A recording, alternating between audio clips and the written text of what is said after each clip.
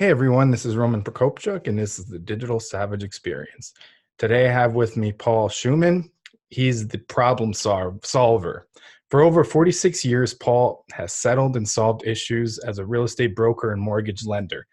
Paul has saved hundreds of companies from closing as a top settlement negotiator.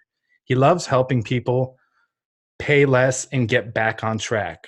He is the knowledgeable in credit, debit, and he seems most issues. In his local area, he is known as the Jewish Santa Claus. He loves inspiring kids to achieve more in life. He is also available to be a Santa Claus for San Diego charities that may need one. Never a charge. It is his give back to society. Thank you for joining me today. Thank you. So tell me a little bit about your journey. How did you get to the current version of you? Boy, that goes back 50 plus years. When I graduated from college in '71, I actually had a degree in chemistry. My dad was an electrical engineer for the US government and was one of those guys that had an IQ similar to Einstein. So all my life I was surrounded by somebody who was always telling me education is the #1 thing in the world. So after I graduated from college, the day I left, I actually met up with a friend who I was working with in college, and we started to do some real estate deals. I bought a 16-unit apartment building in North Long Beach for no money down, and we ended up getting some tremendous cash revenue off of it, put cash at escrow, close of escrow, started going down to Huntington Harbor Yacht Club in Huntington Beach and flipping raw land, and my partner said, hey, we're flipping it to all these developers. Why don't we do that? So we ended up building 14 apartment buildings and office building. And I've been involved with real estate, with developers and just regular residential sales I got my broker's license in 1980. So it's been ever since 1980 that I've been involved in the real estate industry. And for a long time, I was also a mortgage lender. So I could find somebody a house and put the mortgage on it. It was kind of like a lot of fun back then till a lot of the rules have changed recently. But I've learned so much about credit being a mortgage broker and the negotiations being in real estate. And then somewhere around 1993, I was recruited out by a company called IBC, and they are a large debt mediation company. And they asked me, have you ever done a debt settlement? I says, no. Why? He says, well, we'd like to have you do some. I sat down and I think, not ever seeing what it was, I realized that there's a creditor side and a debtor side. I said, okay, well, the first thing I need to know is, what condition my debtor is in. So I taught myself how to work with companies, corporations, and individuals to find out what the real background is in life and how they got to this point and how they want to get out of it. And then I would add my expertise to that, and we'd work out settlement programs. Now, I am not like all the other settlement companies out there, like the big guys, who say, oh, we'll set you up on a payment plan, and we'll do this, and we'll do that. No, I don't do those things. Mine is really simple. I never charge an upfront fee. All phone conversations are totally free. You can learn whatever you want. Ask me any question. Like I'm saying, I got 40 plus years in the credit restoration, debt settlements, and other industries. But what I really like to do is get into the head of the person who has the debt and find out how they want to get out of it, because there is only one way that I work, is that they find enough money to settle the debt in either one payment or 3 payments, typically over about a 60-day period. Now, what I do is I actually contact the creditor, and I get into their head and find out what really works for them. And a lot of times it's a whole lot less than what people think it is, because a lot of it has to do with the emotion of the debt creditor relationship, because I work a lot with businesses that have trade payables. So there's a relationship between the debtor and the creditor. In other words, they're buying supplies from them on a regular basis. They're utilizing their systems. So I learned that finding out the emotion of the creditor was equally as important, because a lot of times settlements are done by sometimes writing letters of apology, uh, working out payment plans, or even settling it at 20, 30, 40 cents on the dollar if that's all it takes. The whole idea is that with 40 plus years of working with people, I've learned how to get inside their heads. I was also a health practitioner for a number of years around 1989, 1990. And what I did was I actually went in and studied tremendous number of personal growth programs. And it taught me how to work with people's emotions. And I realized that over time, whether in your real estate and people are buying a house for the first time and they're all excited, or your mortgage lender trying to understand how to get them the best loan so that they can make it in life and not have to overpay, or make sure the interest rates are right or the terms are right, whether it's a 5-1 ARM or a fixed rate. But it got me even a lot deeper than that into the personal level of people. And that's where I learned if you can get into that level, you make the best settlement deals, because you get the debtor on your side and he feels sympathetic in the area because you're working with their emotions. And once you've got somebody on your side, getting the settlement is a whole lot easier. That's kind of how I got from where I was in college in chemistry, which gave me a logic background, working through real estate, which I worked with lenders and builders, developers, homeowners, and then right up through debt settlement, where I actually got to work with creditors and debtors on a regular personal basis. I did hundreds and hundreds and hundreds of these, and almost every one of them was totally a success. Everybody won. It was a win-win-win situation, and that's how I like to play the game. So that's how I got to here.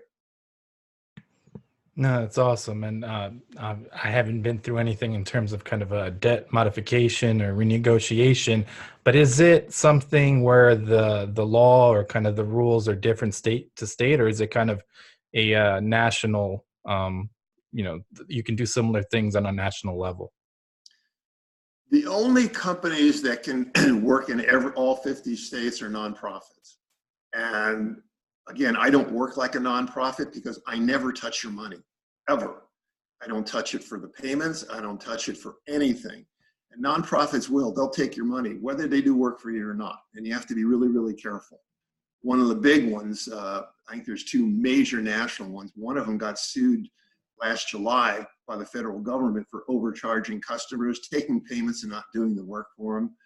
And this is where I separated myself in the industry, saying, I will never touch your money. If you need to put it in a separate account, it's in your name only, and I don't have anything to do with it. I don't use escrows to take your money and hold it for you. I believe that if you want to get out of debt and it's truly something that you want to do, it's a simple instruction to do to set up a checking account separate and just put money into it. Or find a friend or relative that has money that can help you bail out if you're essentially settling your debts at 40, 50, 60 cents on the dollar. And then for your businesses, I've actually talked to some major lenders that lend strictly to businesses. And I asked them, I said, if I come up with a business that's got a lot of debt, would not qualify for your loan. But I got the agreement of all of the creditors out there to take a lot less money. And with that lot less, you actually were now able to fund it because the numbers worked out for your ratios. Would you be open to that? And although I've talked to quite a few, I've actually got a few of them said, absolutely, we would do that, because it's all about the numbers. If you can make the numbers go away so that we're in better position and we're holding a UCC1 and we've got nobody to worry about, absolutely. So there's a lot of remedies out there that I have learned over the years that I can help you. Yeah, and I think it obviously it's different for each situation. I think it's important you mentioned earlier that you take kind of that personal approach, because I think making that personal connection and actually caring about a client and a services focused kind of profession, it really goes a long way, especially when the people obviously are in debt or looking for a way out, and oftentimes are upset or different kind of negative state of minds. Yeah, it's the emotions are probably everything in the game. When you're the debtor, you're stressed out. I mean, you're trying to either build your business or stay alive, and you've got all of these debts sitting out there, and you don't know what to do. You look at your paycheck, and at the end of the month, there's more debt than there is money. And I'll tell you, the emotion it can have on a person is really, really, it's wearing. I have worked with many, many homeowners and families that are just beyond stressed out. Sometimes I can help them, and sometimes I can't. Sometimes there's just no mechanism to do that. But there's always a way. And a lot of times it might come from a relative, it might come from a distant friend, or it might even come from a partner that you're working with who says, okay, I'll get you out of debt, but you're going to owe me back what it is, and we'll take some security or whatever it is. There's ways. And of the literally hundreds and hundreds of clients that I have helped, it's amazing how many different ways there are. That's what surprised me, is to, you know, people pulling money out of unusual places. I've even, now not very often, I've even had a creditor take an object to settle their debt. One guy was owed several $1,000s, and the guy said, hey, I got nothing. All I got's a boat, an old car, and this. And the guy said, I'll take your boat. What is it? And he told him what it was. He says, you sign the boat over to me, we're done. So it's not just about money. It's about the emotions, and it's about connecting the minds together and finding out what people really want. Again, not all the times is it money. Sometimes it's an apology. Sometimes it's just doing things differently. And that's where my 40 plus years and seeing about everything out there, I can help guide the debtors through the system, and I can help the creditors understand things a little bit better. That's where I'm at. Yeah, I agree. And it's kind of you're the guide for them through that process. Absolutely. So what motivates you to succeed?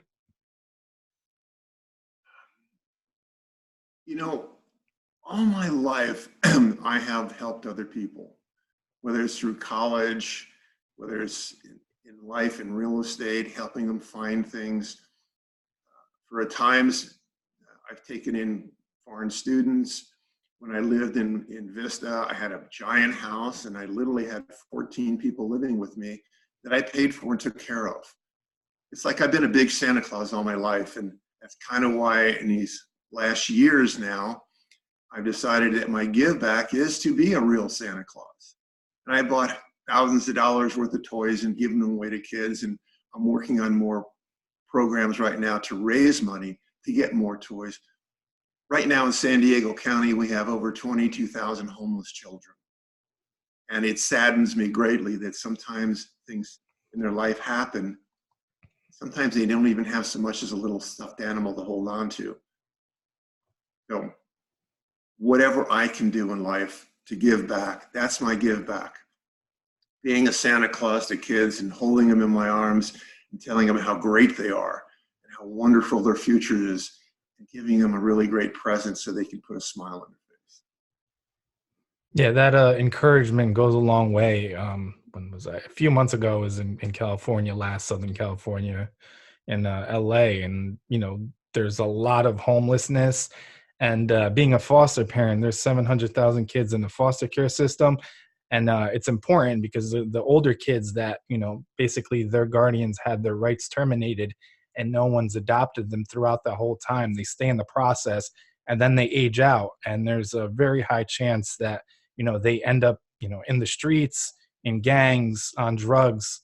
So kids like that, and people in your everyday lives, if you see a homeless person, oftentimes they've just fell on bad luck or situations and not necessarily look down on in terms of they want to be homeless or that's the life they've chose. Sometimes it's like I said, people are one paycheck away from being homeless, and something happens like medical bills or something unforeseen, and they lose everything. So I think giving that hope, especially to a child, and showing them there is more and a possible future and that they're worth something is very important.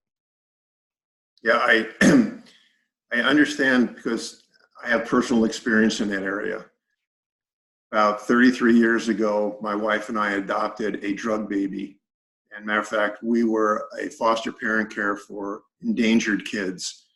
They were all from drug families and abandoned, and literally they were newborns to 2 and 3 months old, and sometimes they would scream 24 hours a day, 7 days a week in pain because they were withdrawing from heroin or some other narcotic that the parents had that inundated these kids. And I tell you, it saddens you greatly when you see these tiny little babies that had nothing to do with what happened in their life and see them destroyed.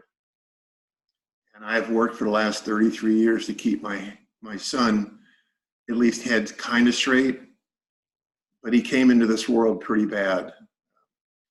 Schizophrenia was the mildest part of it, but it's taken a terrible toll.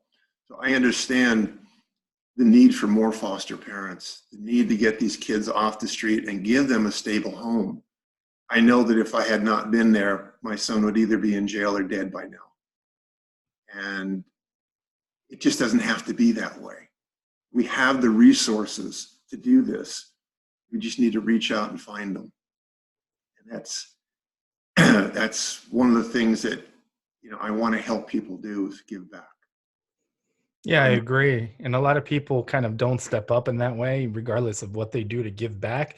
And they could do, small things every day to kind of Absolutely. make a difference. Or even, people that I come across, me, my wife and I, you guys are so great for doing it. I can never do it, but like, why not?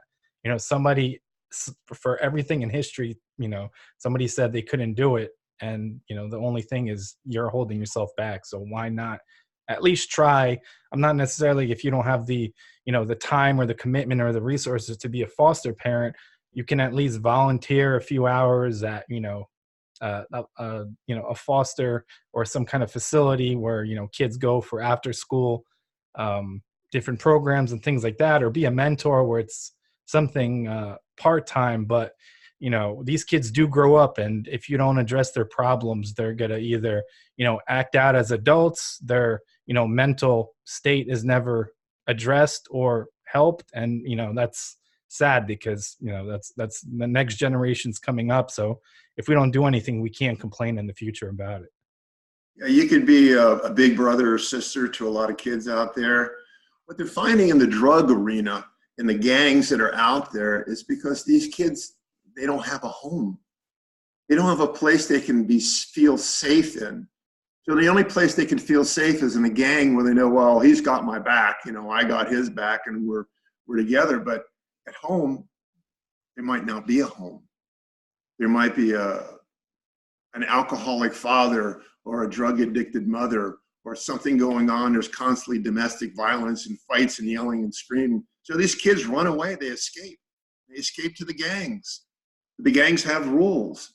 You got to be a tough guy to be in our gang. You got to be able to beat somebody up or stand on your own 2 feet or do things that they don't need to do. What you need to do is learn, be in school, go on the internet, learn about whatever it is that their passion is in life. Do they want to help or give back?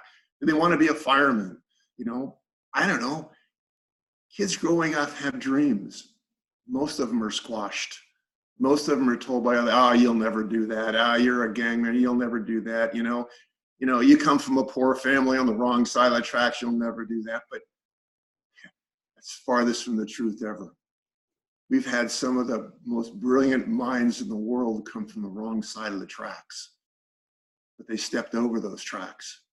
Something that every human being can do, but you've got to go deep inside. You got to go into your heart. You got to find out what motivates you, what your passion is. And my passion all my life has been helping people. And I found that I can help more people by getting them out of debt so they have a smile on their face and they can at least sleep a little better at night going, oh man, collection agency is coming to get me. They're not going to repossess my car. They're not going to do this. They're not going to do that. And all of a sudden, when some of that stress is relieved, their family life gets better, and they look around and go, I can get another job. I can do something different. I can change my life because it is my life. It's It's not somebody else's life. And I am the only changer of my life. Yeah, I agree. And, like you said, personal finances are kind of one of the major reasons in terms of divorce and, additional stress on an individual or a marriage as well. So kind of alleviating that is one less thing to worry about and, leaving to work on your relationship. There, and you got it right. Finances will break up about 40% of marriages out there. And it doesn't have to. Problem is that our school systems have never taught financial responsibility. They may have taught how to open up a bank account or how to spend money or what a charge card is or what a savings account is. They may even talked a little bit about how stocks and bonds work on a very, very light basis. But that might be one class. And they expect that's supposed to last you a lifetime. You're supposed to understand how to use money, how to save it, how to protect it, how to grow it, and not overspend it. What we see today is anybody watching television, and this is kind of an unusual thing, that 60 Minutes have been out on college campuses and asked them questions. Who's the vice president? Who was the vice president of Clinton? Who is this person? Who is this person? What was this about? And 90% of the college students had no idea. However, they asked them a series of questions like, who's the Kardashians? Who's this, sitcom? Who's this? They knew every answer. They knew every one of them. They spend their time in a la-la land. They spend their time watching things which have no relevance or importance to their life. And unfortunately, they miss out on the things that could give them a better education. They could spend a little time learning what life insurance is, what health insurance is, how to save money, how to invest, what the stock market's all about. All these different areas that have to do with when you retire. Because the way things are going in our economy, we may not have a retirement like we used to have. There's not enough young people putting money into the system anymore. Back in my age, 70 plus years ago, the amount of Social Security was very minimal that we need, but we had virtually everybody working. Now our baby boomers here, us old guys, we're not working anymore. We're not putting Social Security money into the system. Who is? The millennials. The millennials aren't putting in anywhere as much as needed to cover the population, which is like 4 times larger than them. So where we had maybe 8 or 10 people putting into the system to take care of one, we've got about 4 people putting in the system to take care of 3. It doesn't work anymore. And that's why Social Security has all these issues, other than the fact the federal government stole all the money from it, but that's a separate issue. So I want to be able to help guide a little bit. When you're sitting down talking to me, I'll give you lots of different ideas. But again, it's up to you, the American public, to take the time and study something other than the Kardashians. Find out what's really happening in this world and learn how to protect yourself, because nobody else is going to do it. No stranger down the street is going to come in and pay your bills. Nobody else is going to balance your checkbook. Nobody else is going to tell you what to invest in. It's something you need to do. This is a personal responsibility of every human being on this planet to understand what's best for them, not what somebody else does. Don't try and keep up with the Joneses or the Smiths or the Browns. Keep up with yourself. Find out where you want to be in life, where you want to go. And that's what you learn your education from. And that's what I challenge you, so that you don't get into the trouble that I need to be there for, too much debt. Learn that credit cards are there for a reason. They're there to help you over short little bumps when you might not have the cash, or in case of emergency, but they're not to live on. You don't just keep racking up credit card debt after credit card debt, buying things that you probably didn't need. Educate. No, I agree. And I think it's important to take that responsibility, because like you said, nobody's responsible for your, success or failure, or for you to become, financially literate or financially independent. So you have to keep learning with things that come out. Especially, I think some schools, high schools around the country, are now offering kind of like a adulting class where they do teach you about, stocks and finances more so than, opening up a bank account. And I think it is very important to get that start early so you don't have to have a hole to dig out of, several years down the line. Absolutely. So what's one thing that you may have had as a weakness in the past that you've turned around and utilized now as a strength? It's something my wife bugs about me all the time. She calls it sorting for differences. I always look for what we will call the exception to the rule. When somebody says, oh, all the people are doing this, I go, well, yeah, well, some people are doing it this way. And some people are doing it this way. And every time somebody comes up with something, I always seem to sort and go, what didn't they see? Well, over the years in doing that, a lot of people grumble that, what are you talking about? Why aren't you following this and following the norm or whatever? I'm going, that's not who I am. But what I've learned in all the years of sorting for differences when people talk about things is I get to see both sides of the story. When a debtor and a creditor are talking, I sort for the differences between them so that I can remove them. I can take the differences that they have and come up with a solution that now there is no difference. They both agree. And that's what literally I've done for hundreds and hundreds and hundreds of people. I got both sides to agree because they saw the differences and then they put them to one side. So my ability to literally look in, and I can walk into any company, anywhere, and people say, well, how do you, work with a carpentry company over here and a sales company over here, or an electronics technical company over there, or something else, and how can you go to any one of them and know what you're doing? That's just because they're all the same.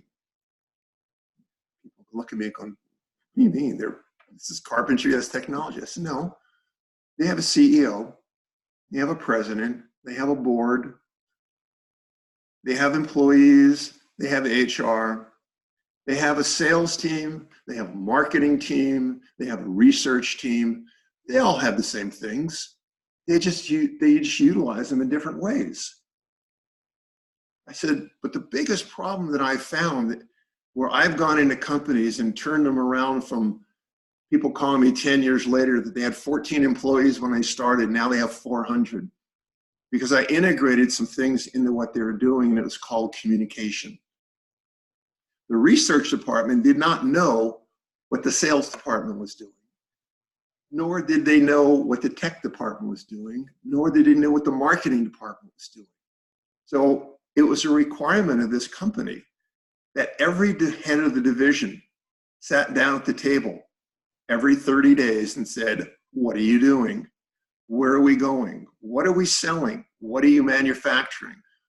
And people would come back to the marketing department and say, well, what does the public want? We can create what they want, but we don't know what they want.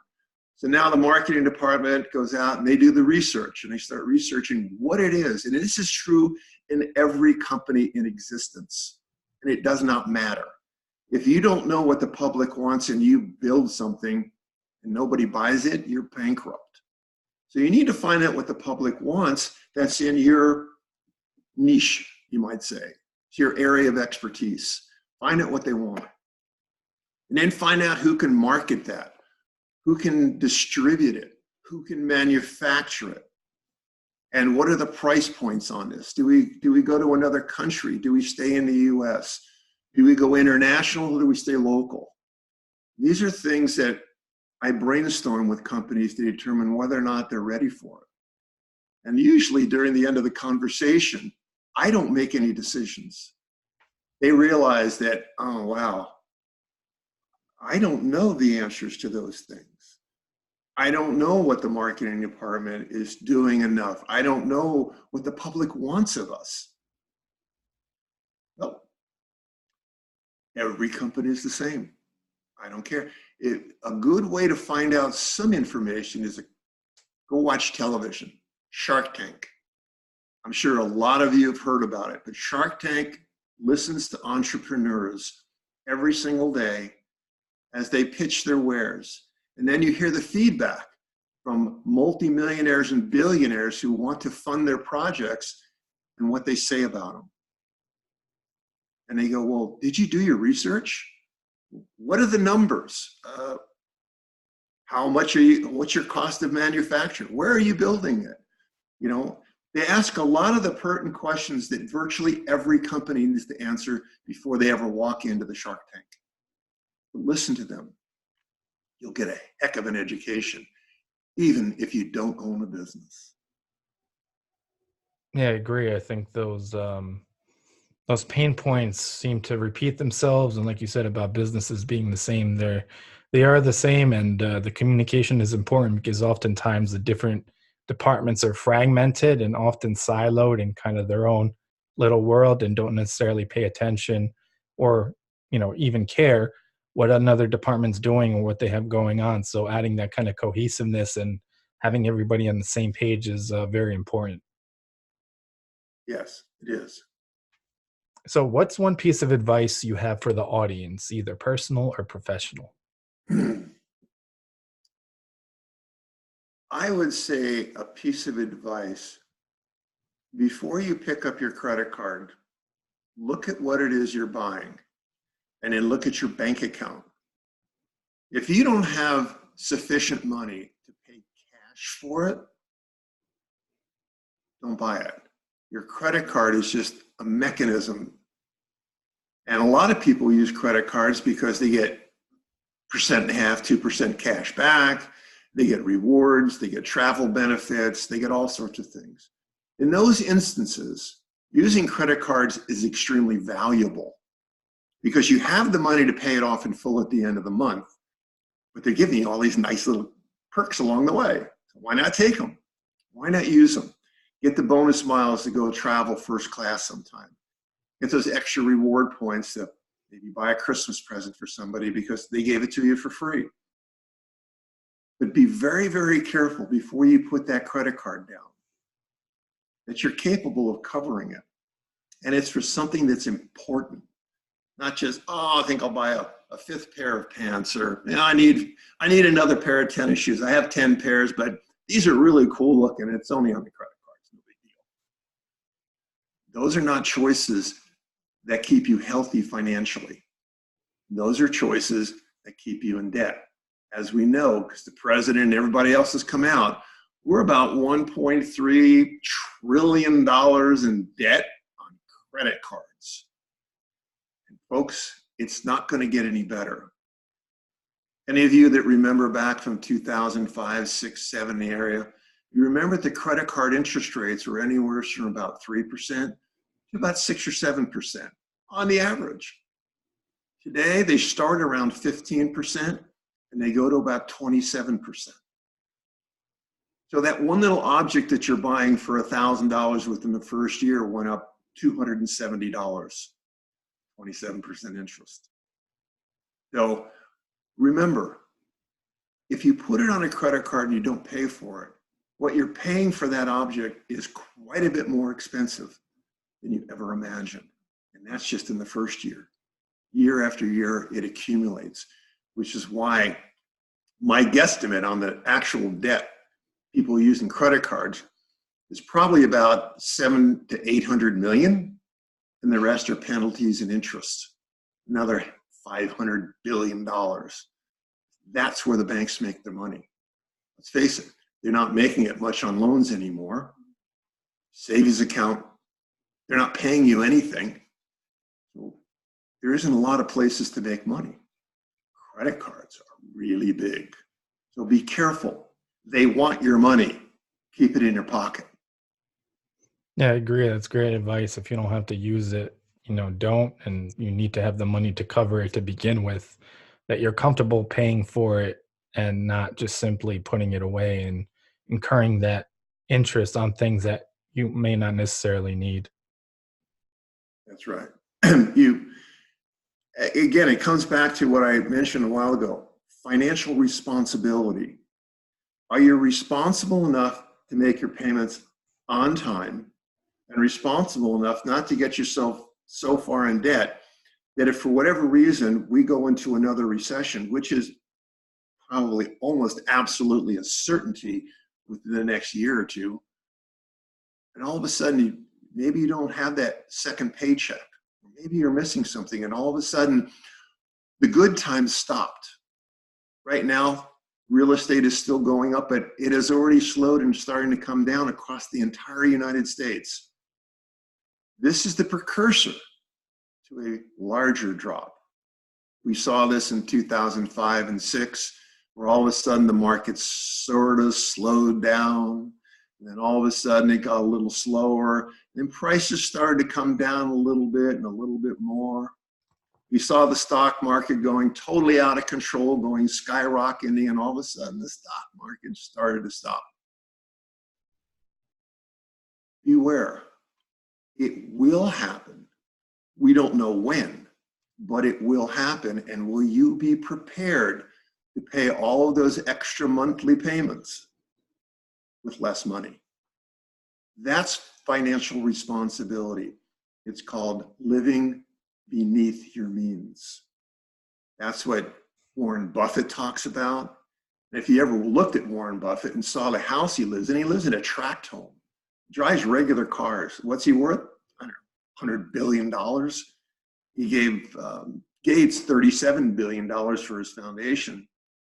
He can afford to do anything he wants, but he lives like a simple man. And that's what made him his fortune, because he looked at the companies and wanted to make sure they were financially responsible. They did things the right way, and that's where he put everybody's money. That's why everybody did so well with his stocks. But he's warning people, it's about to end. Be careful with your money. Be very, very careful with your money. Pay your debts down as best as you can while you still have the ability to. My advice, learn financial responsibility and how it affects you in your life. I agree. Well, I really appreciate you stopping by today. Can you let the audience know how they can find you? Well, you can find me a couple different ways. You can call me on my cell phone. I'm open to take calls all the time because I love to give back. And my phone number is 760-726-4228. 760-726-4228. Or if you want to email me, you can email me at justcallpaul@gmail.com. I got that nickname years ago as the answer man. Everybody said, "Oh, you don't know what's going on? Just call Paul." He's got the answer. And if I didn't have it, I would research it. So justcallpaul@gmail.com, or you can look me up on Facebook. I don't have my beard, but I have a cowboy hat. Or you can look me up on LinkedIn.